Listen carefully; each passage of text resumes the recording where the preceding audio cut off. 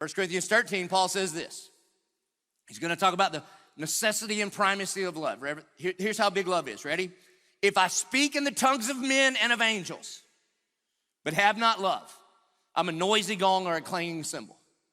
This means if you can preach the paint off the wall, but you do it from a place not of love, then you're just making noise. And when he says noisy gong or clanging cymbals, what he's actually talking about is that's the way pagan worship services conducted themselves in Corinth in the first century.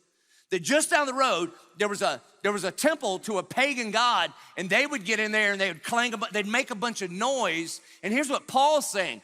If you preach without love, you might as well be worshiping the devil because you ain't preaching a gospel-centered sermon. This is what he says. If I speak in the tongues of men and of angels, but have not love, I'm a noisy gong or a clanging cymbal. Verse 2. And if I have prophetic powers and understood all mysteries and knowledge. Think about that. What if you had prophetic powers?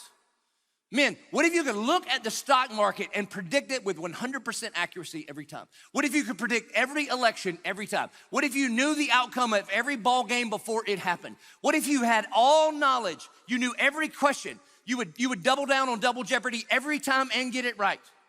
What if that was you? What if you knew how they got those boats and those little bottles, whatever the thing is, okay? And you had all knowledge. And if I have all faith so as to remove mountains, if you have the power of miracles, if you were a faith healer, if you had that kind of faith, but have not love, I am nothing.